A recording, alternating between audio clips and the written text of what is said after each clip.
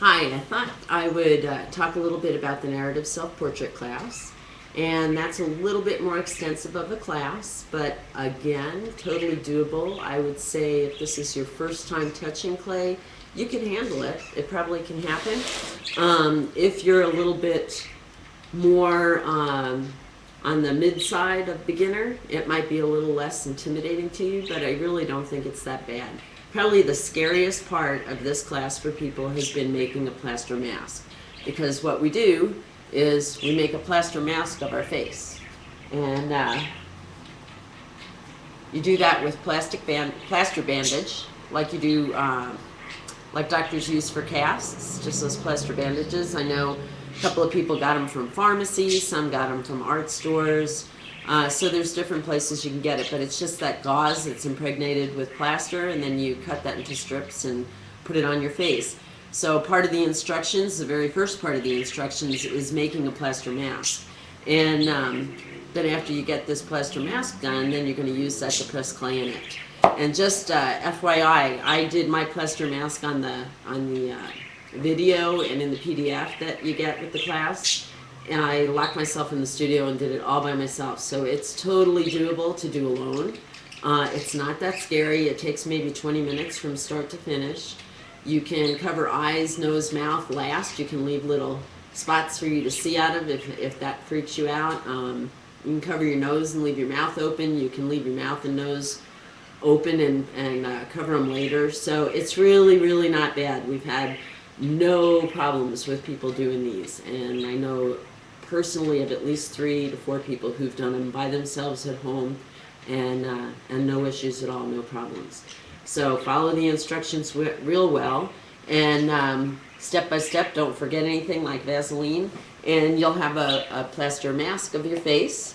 Then what you do is you press clay into that, and then after you press the clay and take the clay out of the mold, then you start to embellish, and that's where the narrative part comes. So you can see these two that I have in front of me. This one I did in a air dry clay, so it's an air dry white sculpture clay.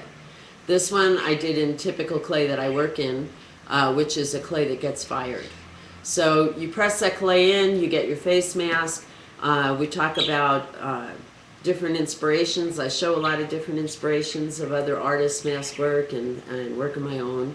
And you start to tell a story on these pieces. So like this one has a lot of text. It has a lot of, when I use text on a piece, typically I'm rambling about something, I'm thinking about something. And this is actually a piece that I'm talking about, thinking about protection for those that I love, about placing that protection.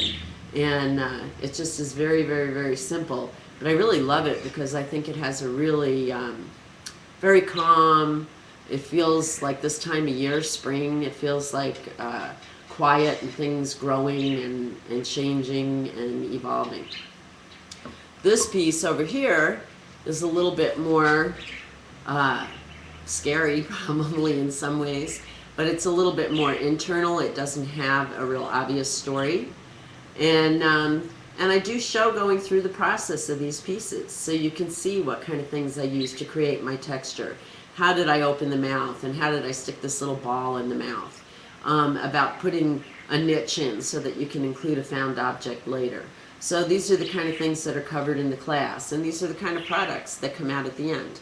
They're all, and I show how to prepare them for hanging, how you put in the loops, where you will be able to hang wire just like you do for a painting, and so that they can hang on the wall.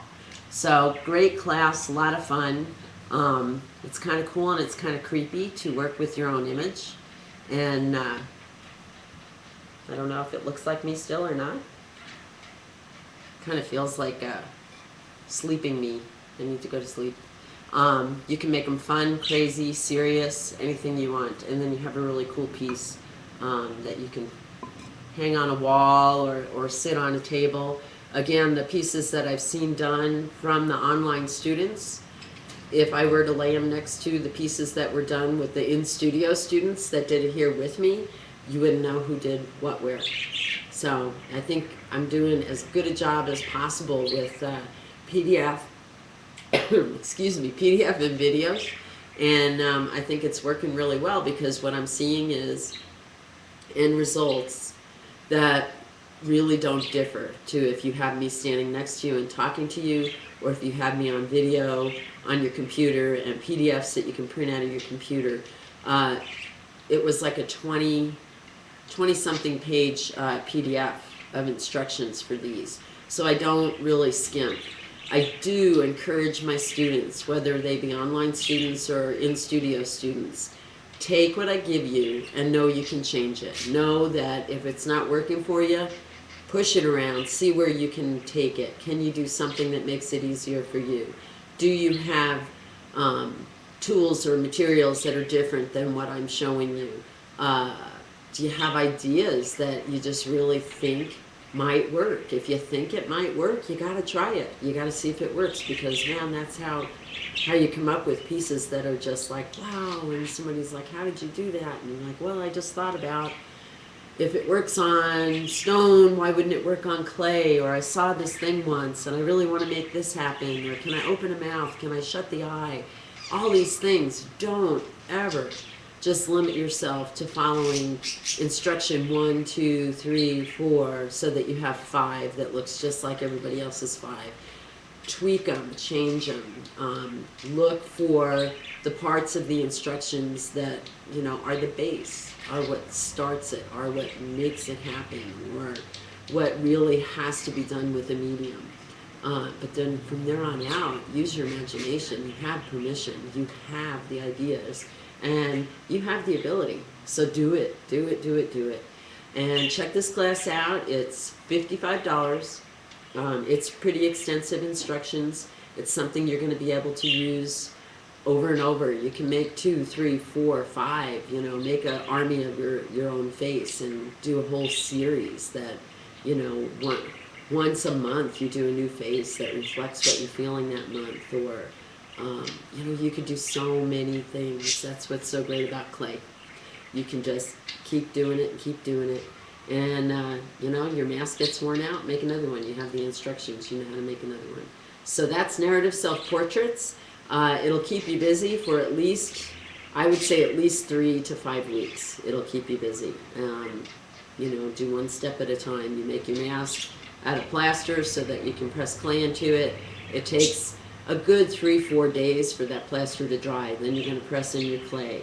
You know, then you're going to work on smoothing that. So it's a good long-term project. It's not a one sitting.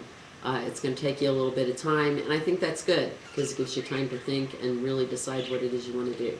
So again, thanks for watching. Thanks for being interested in EBB Studio Home, and I hope you're having good experiences here. And please give me feedback and let me know what you're liking, what maybe could be done differently. Can't promise, but I always listen. I always listen. So enjoy and have a good day. Thanks. Bye.